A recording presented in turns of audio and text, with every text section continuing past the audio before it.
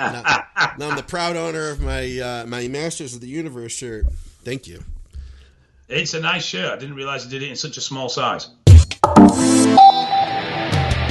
Hey, what's going on, guys? Today on Drugs and Stuff, our steroid profile of the week is Ment, aka Trestolone. After that, we have a ton of listener questions, starting with cruising with T400, the benefits of tapering your cycles, HCG versus Gonadorelin. We talked to a guy about his 1-year blast and what to look out for on lab work. BPC 157, does it need to be injected IM or can you use it subcutaneously? And withdrawal from Prami, is that a thing? We talk about all that and a bunch more. Keep it locked in here at Drugs and Stuff.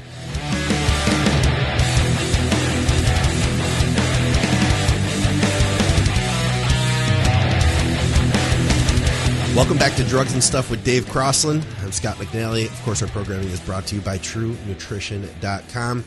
We missed a week, Dave, and now we are back. We're going to be rusty. Hopefully, we can maintain the same level of perfectionism and professionalism that we expect of ourselves this week.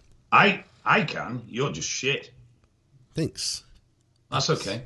Thanks. We got a lot of good feedback on the most recent episode. Let's before we get into this feedback, let's just discuss something, okay? Scott keeps sending me snippets of feedback, okay? So he'll send me comments that people have made, and he keeps slipping in there made-up comments complimenting him. Yeah, that's me. I've got several different fake accounts, which I then go on there, and I'm like, hey, Scott, looking great today, looking buddy. Big. Yeah. Dude, you're looking jacked. I'm very impressed. What he doesn't realize is it's the same sort of terminology on every comment. He doesn't mix it up and make it sound like it's different people's. Plus the Q, like, you know, certain letters are broken on my keyboard, and you can see, you know, that it's the same on every one. There's no S's, for instance, on anything. Well, it's just the fact that anybody would compliment you is quite obvious. It's a lie in the first place. I appreciate that, Dave. I'm glad to be here with you. This is really nice. You're great. You're a great guy. I'm getting stuck into you early today before you start on me, okay? So Dave's feeling good. Dave's feeling good, apparently. So today we're not going to do any steroids in the news. There was a few little news blips, but nothing you guys really want to hear about. We have a steroid profile that we're going to start with, and then after that we've got a bunch of listener questions. And this week, steroid profile, Dave, what did we decide to go with here? What are we going to cover? Anabolic roid shakes, I think we said, didn't we? Anabolic roid shakes. Oh, okay. I kept asking him, I was like, what do you want to do, Dave? And he was like, creatine. He's coming up with these smart-ass comments. And then when we actually start the show, then he's surprised when he doesn't know what's going on. We're going to cover Ment, Trestolone acetate. Trestolone acetate. Or Enthenate. It usually it's not comes always an acetate. It usually comes in acetate, though. Have you seen it ever personally or known anybody who's used the enanthate version? Yes, I have. I have not. In fact, the enanthate version seems to be a little bit more popular over here, I think. You're kidding me. No, but yeah, Ment. How would you describe Ment? Well, for starters, by looking at Wikipedia, I can tell you that Ment was developed in 1963, though it was not researched until like 1990. So I know that they had looked into using it for like birth control purposes. I don't know how that's going, but I think it's still being studied. I think, honestly, in my personal opinion, it is overhyped. I think that it's definitely a strong compound, but compared to the okay, so I've heard it being compared to Tren oftentimes. I don't see the effect as being that. You know, I still think that Tren is just a stronger overall compound. It is a good drug, but I don't think it is like the ultimate best. There was that steroid profile that put it out there saying that like it was a drug of lore, that it's not around, but if it were, it would be, you know, way stronger than anything else. And I think that kind of created some, like I said, lore about it. But now that we actually see it floating around the UGL, landscape, I don't think it's delivered, honestly. But I do know people who've gotten good effect from it. What do you think, Dave? Ment was one of those steroids that got forgotten about. So it was one of those steroids that got developed, got forgotten about, and never really entered the user profile until probably really just a few years ago was when it sort of really bounced back. And that was basically UGLs looking at something else to put them one step above the competition. You know what? Let's have a look at what steroids have been invented. What can we use? What can we pull out of it? Right. I think the easiest way to describe Ment is super concentrated test. Really? But it is a nandrolone based compound, correct? But it aromatizes like a fucking bitch. Yeah, that's true, doesn't it? And it's been trialed as a TRT. And to give you an example of its efficacy, I think they were looking at doses of about 30 milligrams to be the equivalent of a dose of about 250 milligrams of test. Wow. Big issues from a user point of view: blood pressure, headaches, aromatization. On a stress point of factor, because I'm a big fan of what stress drugs cause in the body. And in fact, remind me about that. I want to talk a little bit more about that.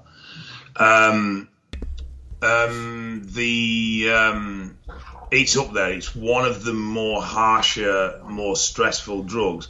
And I don't believe I'm actually saying this, but I think in damage or difficulty in management versus results, Tren is actually a better drug. You're kidding me. I know, because how much I fucking hate Tren. But I do think that Ment is a solid compound. It's not for the faint-hearted. It's definitely not for a first-time user and stuff like that. You definitely need to know your body and how it reacts before you start playing with it. It doesn't need a test base, though I know a lot of people will run a low test base with it or will run it with test because it is effectively very similar in the way it acts. It does aromatize, it does convert, and everything else that you need from a test base. So you could take this on its own and they tried it for TRT. Libido issues wouldn't be a problem, huh? No, they were very successfully trialed for TRT. Very successfully trialed. But I just find results versus issues, the balance sort of doesn't quite fit.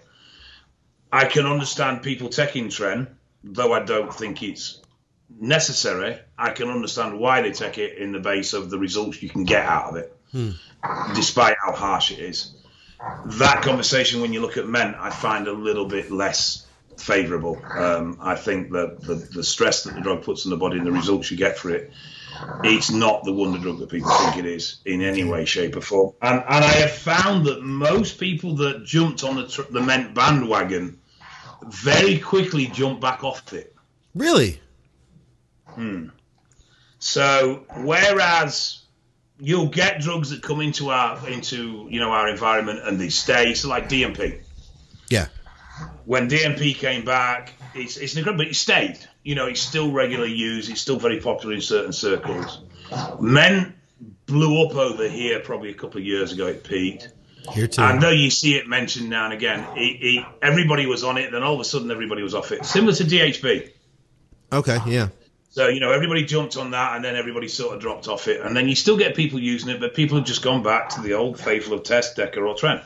Yeah. And I don't think it's enough of a compound to really warrant the sort of law that's been given to it, to be quite honest. Yeah, I could see that. And it was very popular not too long ago. I had tried it back in 2006, maybe 2007, somewhere in there. I ran it 2 times. I ran it 1 time into a contest, and I will say that yes, it did aromatize. Yes, I did have to really blast the AI to keep fluid under control. I remember it wasn't a bad thing. I just remember looking at my ankles and still seeing fluid in them. It didn't add up, and I was healthy otherwise. So I used it. At that point, I can't remember. I know I used it again, but I can't really remember the effect. I think one of the issues I ran into was cost. That a lot of times it wasn't dosed super high, and you would have to take a lot of it. Because it was because it was very exotic. The price to go along with it was a lot more. So to get a similar effect out of, say, Tren, you could use a lot less Tren, or spend a lot less money. I don't think the two drugs are comparable in that nature. I think a dose of 75, 100 meg of Ment 3 times a week is a perfectly viable dose. Yeah. And I think it should be a perfectly effective dose, but I don't think you can compare 100 meg of Ment, of Trestolone acetate to 100 meg of Trenbolone acetate. The two drugs I just don't think comparable in that sense. I think I went to 50 every other day on Ment. That was basically like all I could afford, or the amount that I was able to get, or something like that. Versus, I guess what I'm saying is that it would have probably been cheaper to run a boatload of Tren, and probably would have been, I don't know, in my opinion, probably a better effect. I just don't, to me, it wasn't anything special. I've heard of power lifters using it and getting good strength out of it. In fact, I talked to an elite level power lifter this last year at the Olympia. We were out to dinner with him, and he was saying that in his experience, Ment didn't give him that edge like Tren did. That Tren was still, to him, a preference for strength. I know a few powerlifters that have sworn by it, and it definitely has merit as a strength drug. But like you said, I do think there are other drugs. I mean, it's all down to as well as what you can handle. I mean, we obviously know that there's a lot of people out there just can't even look at Tren. It just sends them to Galley. Yeah. So if you were looking for a drug of, I'd say probably in the same grouping when it came to strength, as in effectiveness or power of the drug. Yeah. Then you could look at Ment. If Tren's definitely off the drawing board as a drug you can use, and you could look at Ment as a viable alternative in that sense. But it's definitely not an alternative to Tren in the way it works or acts or results wise. But it's still a very powerful drug, and it's a drug that you don't want to be disrespecting in the way you use it. You do need to be aware of what it does, and you need to watch your blood pressure, and you need to watch your aromatization and your wart levels, and all those aspects, because if you don't, it will bite you on the ass with it. Sure. I just was thinking about that dude. I don't want to mention his name, because we're associating him with steroid use. But Dave, this guy was so huge, like just a giant human being. He wasn't tall. He was maybe like 5'10", but he wasn't in like awesome shape. But I'm gonna guess he had to be 350 or 4 bills. His neck was like wider than his head. Like imagine if my head came down. Like then you take this. Let's see. We'll take this marker here, and then imagine if my neck just like came out like this, on both sides. Like that's what he looked like. I've met a few like that. It was crazy, man. Yeah, he was a pro. Wasn't there someone broke the all-time squat record this week? Some insane number, like 550 kilo or something. Holy shit! Some immense strength feats going on out there at the moment. Yeah, that's crazy, man. Hey, what's going on, guys? Thanks for watching another podcast here at Think Big Bodybuilding Media. And thank you to our great sponsor, Truenutrition.com, for making this all possible. Truenutrition.com is owned by Dante Trudell, the creator of DC Training. He wanted to create a supplement company that offered high-quality, third-party tested supplements at a fair price. High-quality protein powders, just about every type you could think of. Huge variety of flavors, plus health and performance supplements. Check them out, Truenutrition.com. And hey, if you use our code ADVICES, you directly support our podcasting. Thanks, guys. Let's get back to the program. Guys, we have a bunch of questions. If you guys want to take part in this, feel free to throw your questions here at the live feed. Feel free to comment on the YouTube. And hey, I didn't mention it at the beginning, but if you enjoy our content, do me a favor, hit the like button, leave us some comments. It helps to boost us in the algorithm. And of course, if you're new here, please subscribe, because we have several podcasts coming out each week. We'd love to have you along for all of them. We gathered a bunch of questions up first, and some great comments. We got, as I mentioned earlier, Dave, we got some really pleasant comments on the last episode. Okay, let's go to this one. Drawbacks to cruising on 400 milligrams a test per week. Looks like he has like a blend. Right, are we talking about cruising on 400 milligrams as a dose, or are we talking about using Test 400 as a cruise compound but with an associated dose? Or don't we know? You know what? Maybe he did say, okay, hold on a second.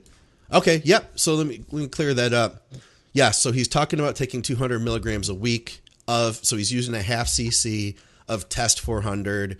It's 100 milligrams of E, SIP, and Deca. Test Deca. Test Decanate. Yeah, I mean, it's a sort of... Test 400 was a sort of rework of the principle behind Sustanon. It's not founded in any real science or anything like that. It's just we've thrown the 3 slower end esters of testosterone together. And in that, it's probably... I'm not a fan of a sust firm. The more I've done bloods and the more I've worked with bloods, the more I begin to see patterns arising from usage and how it affects bloods and hormones and stuff like that.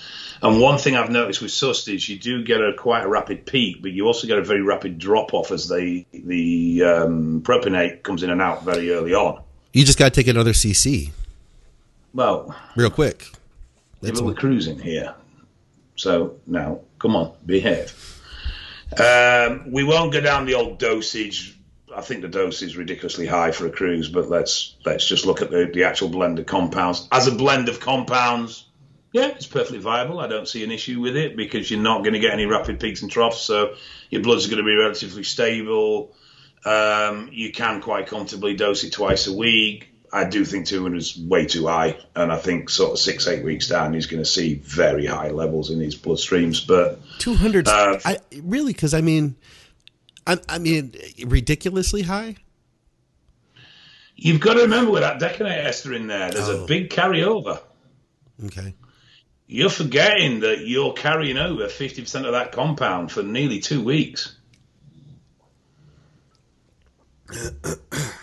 Okay. So you're going to get a much greater build up in the system because of that long ester sitting in there at, was it 14 days? Okay.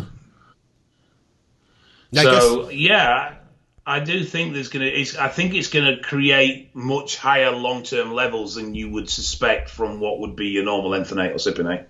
Okay. Because of the decanate in there. But otherwise, I think the compound blend's perfectly viable, yeah. I remember seeing when I was in Costa Rica, they had Nebido there. That's the really long-acting stuff, and I want to say it came in like 3 amps, or it was like a 3 cc amp. It was. It's usually a 4 cc shot, 1,000 milligrams. Yeah, 1,000 milligrams every 10 to 12 weeks. So you take one shot every 10 to 12 weeks. I wonder how well that works. Have you known anybody who's used that for TRT purposes? I know of people who've used it, and they generally say that they start to feel a decline anywhere between week 8 and week 10. Okay. Prescription guideline is 12. I know a few people that have managed to get it moved to every 10 or every 11. Yeah. I've not seen, and only because I haven't really looked, what bloods look like in the way of levels throughout that period of time. So I'll have to, if I ever remember, have a little dig and see if I can find the pharmacokinetics of the blood levels using Nebido and where they sit and how consistent they are. Yeah, I feel like you have a lot less control with any form of hormone replacement that's going to be really long acting like that. Like I work with a girl who is on, she had just some like health situation of her own where at a young age she needs to be put on hormone replacement, and she uses pellets, and she gets a testosterone and estrogen combo pellet. It's not stable though, she's finding. Like she gets, and it's interesting because when she gets pelleted, we found that she was cruising along on her diet, everything was going good. Then she got pelleted and it changed everything. But then as the pellets began to wear off, she gets a drop off, and she said she can even feel in the last few weeks when she's due for the next pelleting that she has a drop off of strength and energy, and she could tell that it's definitely time. So it's not as consistent. At the other end of the spectrum, I mean, what's the other end of the spectrum, I think, would be like using a gel or a cream, where you have to apply it 2 times a day.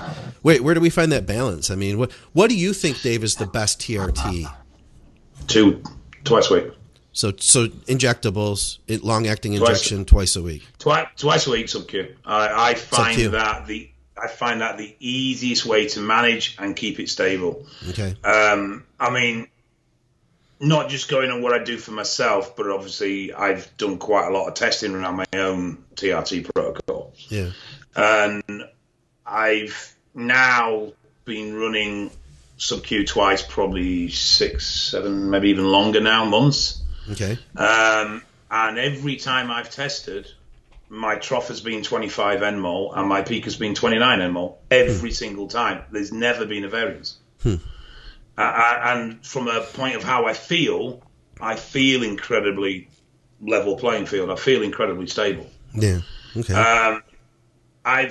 I think the thing is with TRT, and I do think that there is a great deal of variance between people. And the other problem is obviously your source of compound, because a large number of us in this environment are using UGL compounds, and straight away we have a problem with consistency. So Sure. That's one factor that's always going to be difficult to manage. But I think the key to TRT is not effectively the dose you take, it's the effect that dose has on your bloods. Sure. And we shouldn't be managing TRT based on, everyone takes 150 mg a week, so that's what I'm going to do. We should be managing our TRT on where am I wanting to put my bloods. Now, for me, I don't want to go out of range, because if I go out of range, I start to thicken up on my blood very, very quickly. Yeah. So, and with my kidneys as they are, obviously I don't want to be putting any more pressure on them than I need to. So I want to stay in range. Some people, I've got a couple of clients that like to run their bloods. It's going to be an animal, is this, I'm afraid, but like to run their bloods around the 35 to 40 mark. Mm-hmm.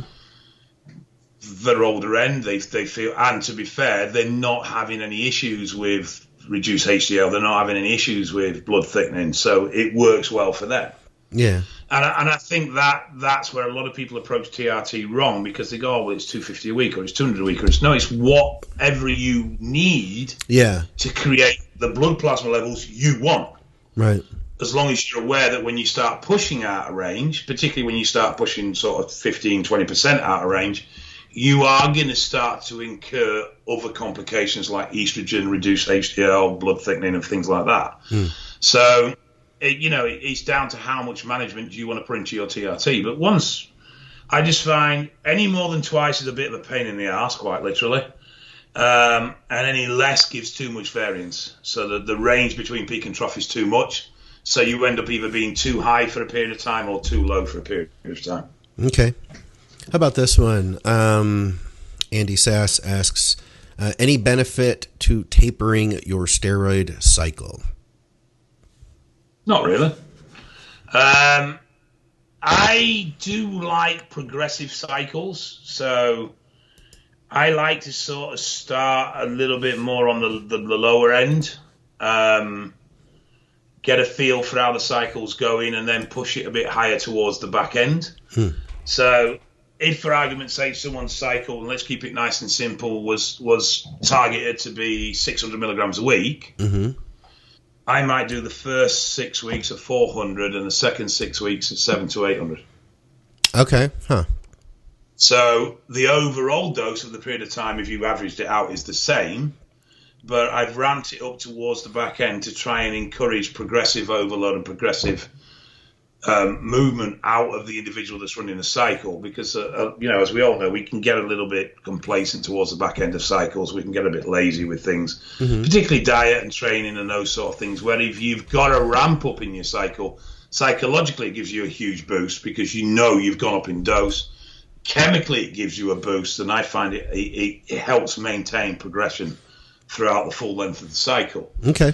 And I like to keep the toxic end of cycles at the back end of cycles, so I know that when they're done, we're off. But from a point of view of these 50, go 100 milligram, 200 milligram, 300, 400 milligram at one end. This is the old school sort of 70s approach where you did your pyramid cycle. No, there's no real benefit to that, to be honest. Okay. Where can people find Dave's movies, the under construction films? Usually in the dustbin. In the dustbin? Hey, I'll burn you a copy. Charity shop. I'll burn you a copy for a discounted price. Just hit me up after the show. They're only available on download now, and it is www.underconstructionthefilms.com. All right. We used to have a code for them. I doubt it doesn't. I doubt it works anymore. No, nothing works anymore. We still, 4 or 5 years on, they still sell a little bit every month. Do they really? That's cool. Yeah. It was a great series of movies. They're great. Might be, a couple $100 worth a month, but it still sells every month. So we had a question come up, and this relates to a topic we had a while back, maybe 6-8 months ago. We talked about how HCG was getting reclassified. They were. Oh yeah, I remember that. Remember that? They were calling it a biologic, and for that reason, for a pharmacy to handle it, they had to have special licensing. I guess insulin is considered a biologic, though it's kind of a gray area one where they let a lot of pharmacies carry it. Regardless, compounding pharmacies do not have the right licensing to carry biologics, and so they were no longer going to be able to carry HCG. So now we've gotten the question, gonadotropin. Now that this is the new thing that they're replacing HCG with. So if you're going to a TRT clinic, this is what you're given in place of HCG. Dave, is this going to be just as beneficial, and what's the difference? Right. So our HPTA is hypothalamus pituitary testicular axis. Starts with the hypothalamus to the pituitary and then to the testes. Oh, it's gonadorelin. Sorry, I said gonadotropin. Gonadorelin is the name of the drug. So the hypothalamus produces GnRH, gonadotropin releasing hormone. That then goes to pituitary and signals the release of FSH and LH. So HCG mimics LH.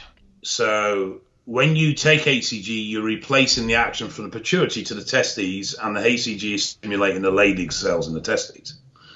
When we take HMG, it's a mixture of FSH and LH. So again, it's replacing the action from the pituitary to the testes, but it now stimulates both the Sertoli cells and the Leydig cells. So we're looking at sperm production, sperm stimulation, as well as testosterone cell production stimulation. This replaces GnRH. So we've gone a step up in the pipeline. So now we're using this drug to stimulate the pituitary gland, and we're relying on the pituitary gland's ability to still stimulate FSH and LH. Where this becomes a problem is dependent on where in the production chain you have a problem. So generally, for most anabolic users, the damage occurs at the Leydig cells. It occurs in the testes. That's the common area where we see damage, and that's a common cause of where we see people having to go on TRT, because the Leydig cells are so atrophied and so screwed, they just can't produce enough testosterone to support our bodily function anymore, irrespective of how much HCG you throw at them. But occasionally you'll see a failure at the pituitary gland. Now, if there's a failure at the pituitary gland, then this product's going to be no good, because the pituitary gland can't produce LH and FSH, so stimulating it in order to do so is going to make no difference whatsoever. And in that case, you're going to need HCG and you're going to need HMG to replace those two signal hormones that would normally come out of the pituitary gland. Yeah. If your pituitary gland's functioning normally, then this should be perfectly adequate. The upside to this is that you get double bang for your buck, because whereas HCG only deals with one singular area, i.e. testosterone production. Yeah. A GnRH antagonist, which is what this is, a GnRH agonist, sorry, which is what this is, will see the production of FSH and LH. Okay. So you're not only going to help recover hormone production, you're also going to benefit sperm production at the same time. Okay, fair enough. So is it a viable alternative? To some degree, yes, but it is a different compound and it does have a different mode of action. Okay. Where it becomes non-viable is when you have problems with pituitary function. Not that common, does occur occasionally, and occasionally we'll also get hypothalamus issues as well, where GnRH isn't produced. So then it becomes very viable in that instance. So we've just gone further up the supply chain, effectively, in where we're stimulating the hormones from. That makes sense. So just be aware, it is something, it is different. Not everybody's going to have the same response. So, at the end of the day, I guess these clinics, they make money off of selling stuff. They don't make money off of giving you a prescription. Because, if they're selling you a script for testosterone and they're having you get it filled at their compounding pharmacy, they're making money off of you filling that too, I'm sure, Well, yeah, but there's an element of this. This has come forth because they can't get HCG anymore. But you could probably still go get it. They can't use it. You could get it, though. Like, you could still get, Prigel. It just makes it a little bit harder for the customer to fulfill their prescriptions. So let's look at something which we know our pharmacists can supply. Yeah. Because it's not being reclassified. So there you go. Here's an alternative. Yeah. And in most cases, it'll be perfectly viable. Okay. But it is different. It is a different mode of action, and it is not a direct replacement for HCG. So just bear that in mind. Okay. Dusty asks, a theoretical 1-year blast or blast and cruise, and what to look for as far as bloods, panels, sides, etc. I'm not sure if we can really answer that, right? Well, it's all the obvious stuff, isn't it? Blood thickness, blood pressure. Well, I mean, what's a theoretical blast in cruise for a year?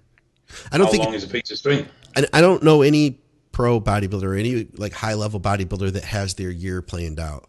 They experiment, they figure out the stuff that works for them, and then those are the things that they lean into, when they're available. But I don't know anybody who's like Big Ramy is probably not okay, this is what we're going to do for May, June, July, and then August, September, October, we're going to, you know what I mean? It's no.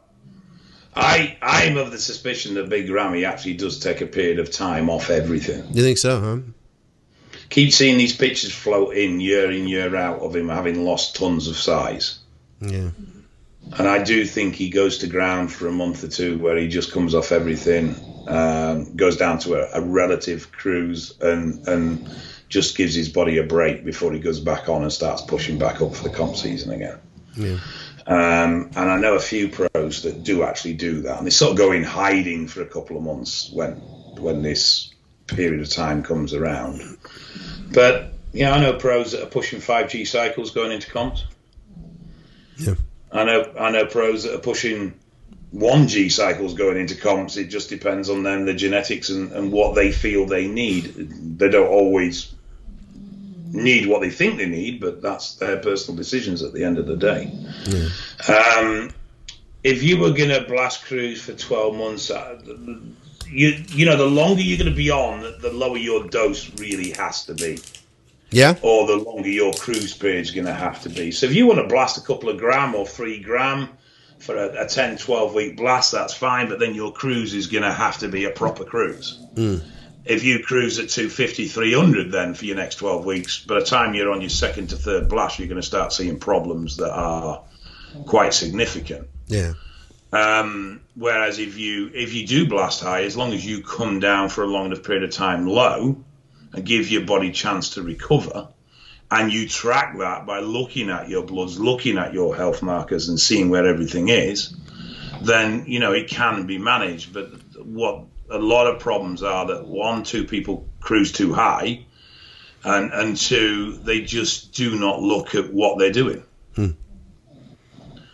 And just to give you an idea of how many people out there are skating very close to the edge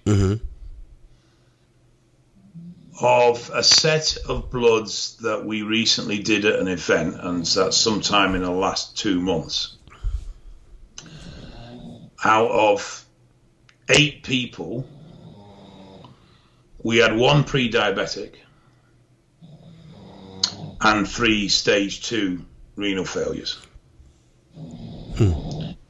All the renal failures were hammering tren, and I know tren can cause renal injury, which is not the same as renal failure, because injury you'll recover from.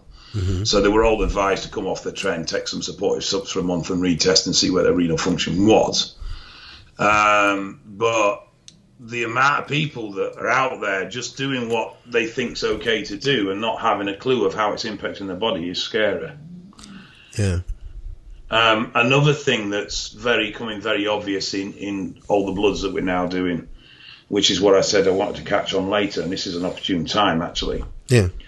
CK is an information marker. So when you test creatine kinases in your blood, it shows you information in the brain, the heart, or the muscle. And it's well known that if you train prior to a blood test, your CK is going to be quite elevated. Upper limit, I think, is 307 or 305, or somewhere around there. It's around the 300 mark. And we commonly see levels around the 1,000 mark in people who train, of no concern. But you'll see if somebody's on tren of any significant dose, you'll see their CK levels 3,000, 4,000, 5,000, 5,500. Wow, and that's common, huh? Yeah, that's. I'm seeing a real pattern here. Holy crap! So when I see CK levels in those sort of numbers, you can pretty much guarantee the person's on tren, and you can guarantee they're on a dose of sort of 400, 500, 600 mg or above. Wow. So it just gives you an idea of how inflamed your body is. Yeah. When you use that compound. That's the sort of level of stress that compound puts on your body. Yeah. But yeah, it's quite dramatic. And yeah, inflammation too. That's like that's a reason why we get digestive issues. That's the reason why we get a lot of problems, is because inflammation gets too high. I've really come to understand that now, that, your body's going to function as best as possible when inflammation is low. And that includes like getting in shape. That includes building muscle. It used to be in my mindset that you would push the body as far as you could, as hard as you could. Now the goal for me is to not push it, to try to make it as comfortable as possible and give it the tools it needs to grow while not getting it inflamed, really. The thing is, it's the pushing. Push as hard as you can in the gym. Push as hard as you can when you train. Yeah. But be mindful of the stressful impact that other factors of what we do has on your body, i.e. drugs, and then just general stress as well. Yeah. And bodybuilders particularly suffer with, mental health issues around how they perceive their body. So you can actually hold yourself back from progress because you're stressing about the fact that you don't feel you've progressed as much as you should have done. Sure, yeah. Because you start to worry about it, you start to panic about it. That disrupts your sleep, that disrupts your resting levels. You start to build cortisol levels in your body. You start to build stress in your body, and that mental stress starts to then become physical stress. Yeah. And that then becomes a negative factor in your growth. You grow the best when you're relaxed and you're happy. Yep. All right. I want to address this question because we've been getting this one from this guy a number of times while we record the podcasts. I'm not going to put it up on the screen, but he says, where to get trusted subs. Now, obviously, he's referring to gear. Yeah, but the guy after him, Jeremy, said Truenutrition, which, yes, Truenutrition. If you're talking about supplements, then yes, check out truenutrition.com and use our great code Advices. They're a great company. Highly suggest that you shop with them, and it supports our programming. You'll get a discount with the code. But I want to explain something to him. So when you go publicly and you make that statement, hey, where to get trusted subs. If you are speaking about steroids, you open yourself up. First of all, we're not going to tell you that. We don't promote or condone, any use of steroids, and we're not going to supply them either. But when you open yourself up to that, you're opening yourself up to anyone being, and they'll even call you bro. Hey, bro, I'll hook you up, and you don't know what you're getting. So just be very, very leery of anyone who responds to you, because there are so many people out there looking to make a quick buck, and you can get ripped off, especially that man with the bald head and the beard that I'm talking to. If you don't trust that guy, he looks shifty to me. Don't you be starting to make assumptions or linking me to the sale of steroids. You look like you would be selling gear, Dave. You look like, you got the look. You know what? It's something I've stayed away from a very long time. Yeah. A very long time. Yeah. It has. Something I've been very conscious of staying away from for a very long time.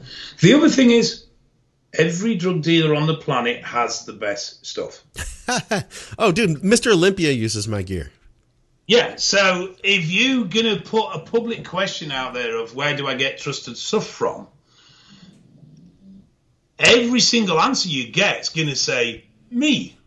I have some stuff, but it's not that good, but I'll sell it to you. It's not going to happen, is it? So yeah. The way, this is a useful, actually, little conversation, because, there are things you can do to sort of see if the brand you're looking at using is good. Yeah. But it requires talking to not just people in your area, in your gym, how they feel about the brand. You be very careful of talking to people online, because there are so many plants out there and so many sponsors out there that will promote a drug because they're getting paid to do in one way or another, usually in free gear, and they don't care that it's shit gear because it's free. So you've got to be a little bit careful, but you just need to take a very rounded view. So, see what people are saying about a certain brand. Ask locally what people are saying about a certain brand, because if it's available in your area, there'll be people in your area using it. And if you've got a guy, now this isn't a definite way, but if you've got a guy online saying, oh, XYZ brand's best on the planet, I've used it, can't think of anything better, and you go on his profile and his physique's not changed in the last 4 years, that's a message right there, isn't it? It may not be the gear. It may be that he trains like a fanny, but there is a possibility. It is the possibility that his gear's shit. Yeah. But if you've got a guy saying, you know what, I've been using this stuff and I've found really good progress, and you look at his progress pics and he's put on fucking 15 kilo in the last 6 months. Or in Dave's language, he's hench. A guy who's hench. There's a strong chance that the gear he's using is pretty fucking decent. Yeah. So just use your common sense about it. Don't just take someone's word for it because they say so. Yeah. And anyone that says, yeah, this gear's good, I can get it for you, I'd be like, okay, thanks, but no thanks. Because I would never buy my gear from the person that tells me it's good. Yeah. Because he's got a vested interest in telling you it's good. Yeah. Yeah, he really does. It's hard to find people that don't have that their own invested interest, But there are plenty of guys out there that use decent labs that are more than willing to say, I've been using this and I found it pretty good. Absolutely. And I think that's some of the key is in the language that people use. If someone's like, oh, this is the best stuff ever, it's amazing, it's brilliant, straight away I'd be suspicious. Yeah. Where if someone says, you know what, I actually found this stuff pretty good, I'd be more likely to believe them because they don't seem to be going for the hard sell. Yeah. Let it speak for itself. Yeah, very much so. But it just takes a bit of effort. Just posting up, well, what's the best gear out there at the moment is just going to get you. I made the mistake today. My phone's on its last legs. Yes, you did, Dave. I know I was fucked up completely. As soon as I asked it, I thought, oh, fuck, what have I done? Dave made a post, and he said, hey, my phone's about to die. I need a new phone. What do you guys suggest? And I don't want an iPhone. So I messaged Dave, I commented, and guess what I suggested? I suggested an iPhone for 2 reasons. Because A, I believe in it, and B, because it gave me an opportunity to fuck with Dave. So, truth, honest. But it was, straight away, a myriad of fucking arguments about Android over Apple and everything else. And it's like, why the fuck did I ask this question? Yeah. And it's a prime example of the similar sort of response you're going to get when you ask about gear. Yeah. You're much better searching through the forums or the pages online and sort of, when people are putting progress shots up and showing what they're doing, just saying, what gear have you been using? If someone's progressing well, just ask them what compounds, but also what brand they're using. If you know you'll them well start enough. to see that. Well, even if you don't, when you go on a page, some of the bodybuilding pages, guys are forever putting up progress pics. Yeah. And if someone's progressed well, you can quite openly say, as long as it's one of those pages that openly discuss steroids, you can quite openly say, what gear you've been using, what make? Yeah. And then just see if that repeats with other people. And if you start to see you're getting several people that are saying, yeah, I use this, they're not recommending it, just say that's what they've been using, then you can start to recommend that, that UGL is probably going to be pretty consistent. Yeah. Yeah, fair enough. I just thought it'd be important because I didn't want to ignore the guy. You know what I mean? I didn't want to ignore him, but I've seen him ask that a few times. And I did want to kind of give him a little warning, too, that you definitely open yourself up. We do have a bunch more stuff here, though. BPC 157 SubQ, but is it as effective if you injected IM? I personally think not, but I believe the science says there's no difference. Yeah. I lean toward putting it as close as possible to where I need it. I do. I really do. Yeah, I do. TB system-wide, don't think you need to worry about where you put TB at all. Yeah. BPC originally was stated that it had to be cited, and then as time's gone on, it's been stated, no, you can put it anywhere, it's system-wide. But I'm still of the belief that you get a better impact if you get it as close to the problem as possible. Prami withdrawal. I've never used Prami, Dave. Well, for those that don't know, Prami is similar to Gonadorelin. We use it to lower prolactin. So it's a dopamine receptor agonist that deals with D2 and D3 dopamine receptors. And obviously, dopamine is one of our emotional hormones. It's one of the hormones that affect the way we feel. And sleep.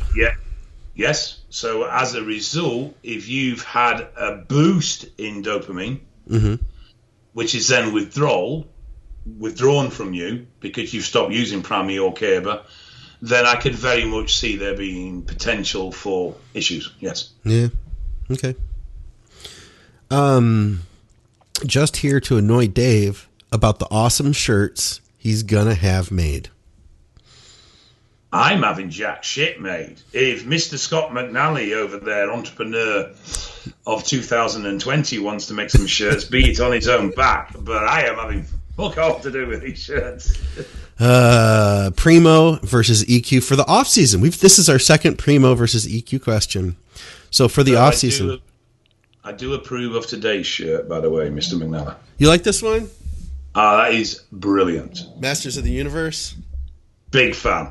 Big fan back in the day. Yeah, that was a good one, man. Dude, I got hooked. Basically, you know how they have the targeted ads.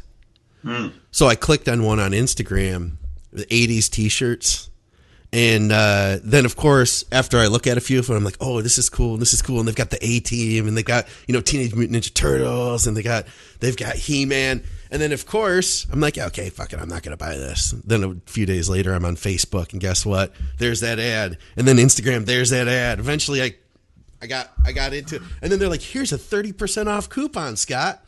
So now I'm the proud owner of my my Masters of the Universe shirt. Thank you. It's a nice shirt. I didn't realize it did it in such a small size. Oh, we did get a comment, Dave, saying what was this one over here? This is on the YouTube. Scott brother. Oh, we had a couple of them. What's your cookie recipe? You look blowing up. No, we didn't. That's the one you made up.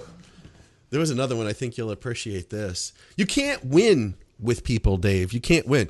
If I were to stay small, then people would be like, dude, you're small. And then you put on size and people are like, I don't know, dude, you're going to die. But somebody said, where is this one? I want to find it because it was a good one. Okay. If I had a dollar for every time someone had said I was going to die, I'd be a very rich man. Oh man, I can't find it. But here's one that says, seems like you've been putting on some quality mascot. He actually says, I've heard bits and pieces on various episodes, but I'd like to hear from your perspectives on the major differences in what they've been. Maybe we could get into that in the future. Dave, I'm trying to put on another 20 pounds. That's the goal right now. Okay. That's a decent chunk of weight. Yeah, I think I could do it. When I get a little bit closer, I'd be happy to talk about it. Man, I can't find this one. But the guy was what would 20 pound put you at? 240. Which is a good solid weight. I was 230 before I hurt my shoulder, and that was out without like pushing hard. So if I were to add a little bit of push to that, I don't see why I couldn't hit 240 and still maintain, similar quality. And have you been there before, or is this no? 230 is about the heaviest I'd ever been, and that was with like a lot of supplements, and that was, How did you feel? How did you feel at 230? 230, I felt Okay, so I was 227 before I hurt my shoulder, and I felt fine, like 100% fine, and no issues, no breathing issues, no additional snoring, anything like that. When I was 230 5-6 years ago, it took everything I had to get there, and I felt terrible. So I think I'm in a different place now, Yeah. I was just going to say, I would look at putting some strength and conditioning work in once you go over 230, just to help you cope with the weight you're going to start putting on. Conditioning is in like cardio? Well, but more from a point of view of what you do as conditioning work if you're a strength athlete. So not solid state bollocks, stuff like sledge runs and things like that would be really good to help you cope with the load that you're putting on. Okay. Yeah. You'd only need to do a couple of sessions a week. You wouldn't need to hammer it out, but it will help you cope with being, 10, 12 pound bigger than you've ever been.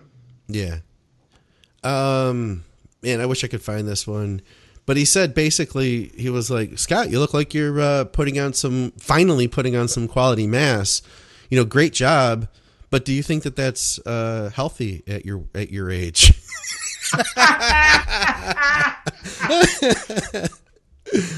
Yeah, you old man of 67. Yeah. Jesus Christ. He's right. He's not like you're pushing 300 pounds, is he? Right. Exactly. Fuck's sake. You can gain 10 pounds of muscle. You can't win. You're either too big or you're too small or you're too fat or you're too lean. There'll always be somebody moaning. Yeah. All right. I'll nail a couple more questions out with us here. Let's see. My gut tends to hold much more fat, and I'm pretty sure when I was boxing and at 5% body fat as a much younger man, I wonder if this has to do with IGF levels being relatively high. Any thoughts on this? So he sounds like he's a little older now. He seems to be holding more belly fat than he had in the past, and he's wondering if this is IGF related. Possibly not. Is he natural or non-natural? Don't we know? Well, he's listening to the Drugs and Stuff podcast, Dave, so there is that. It doesn't. Not everybody that listens to this is a junkie, We do have some listeners that are non-junkie. That's Justin, who asked our previous question where he could find stuff. That's because he's still looking. If he's natural, I would look more towards hormonal imbalances. Yeah. His tests may be a little bit in decline. His test to estrogen ratios might be a little bit out of whack, which would start to look to fat deposits patterning in a female pattern, which would be waist and hips. Yeah. We're only 5 minutes. Ooh, Mrs. Crosland. Hi, Miss Crosland. If it's as he's getting older, I suspect it's more just down to age, to be honest, and just the slowing down of his body in general. Also, what does his diet look like now? Is he eating more simple sugars? Because insulin spikes are going to create more body fat storage. You're going to get more. Insulin's going to predominantly store fat around the torso. So if you're getting a lot eating your Pop-Tarts and stuff post-workout, look at your carb sources, right? Yes, it's. I mean, it is a very big question, really, without knowing more about what he's doing. As we get older, though, we do start to hold fat when we never used to. That's that middle age spread. Some of that's genetic, some of that's aging, and some of that's changes in lifestyle. Yeah. Oh, we didn't do the Primo versus EQ for the off season, and what Dave thinks about metformin to keep insulin sensitivity high while on HGH. We've done metformin to death. Shit, don't go near it. Okay. Berberine, if you're going to use something for that nature. I don't like metformin affects the way the liver processes glucose. So why would you want to disrupt your main energy source production? Okay. Whereas berberine won't do that. So you'll still be improving your sensitivity without disrupting your liver glucose conversions. Oh, I think we did the Primo versus EQ last week, didn't we? Yeah, EQ. You did say EQ. I'm not a fan of EQ, but EQ. All right. Well, Dave's got stuff to do. His beautiful wife is there with him, so let's not let him. Let's not make him spend any more time with us. Dave, I don't mind spending time with them. I just don't like spending time with you. You were nicer to me. You've been a lot nicer to me lately, and I'm a little concerned about that. I feel like something might not be right. I want to have some doctors evaluate you. I'm concerned. I'm concerned about you, Dave. The list of shit they find would be long and extensive. Hey, guys, comment below if you think that Dave needs a psychiatric evaluation. Fucking needed one of them for a long time. No, I like to sort of balance the abuse. So, bit of niceness, bit of abuse, bit of niceness, bit of abuse. Thanks. Well, I appreciate that. Take you on a little bit of a roller coaster emotionally. A little push and pull. People really liked the comment too about the remember the Stay Puft Marshmallow Man costume idea I had? You right, Scott. I think I need to go now, so let's just call it a day. I've got things to do. All right, guys. Well, on that note, head over to crosslands.org.uk. And, of course, check out our sponsor, Truenutrition.com. Like I said in the beginning or in the middle or somewhere, if you enjoy the content, do us a favor, hit the like button, leave us some comments, tell us what you think. Have you used Ment, and what did you think about Ment? All of that. Subscribe. Yes. Send us money. Send us money. I like that. That's a great thing. All right. We'll see you guys. All right. Take care now. Bye-bye.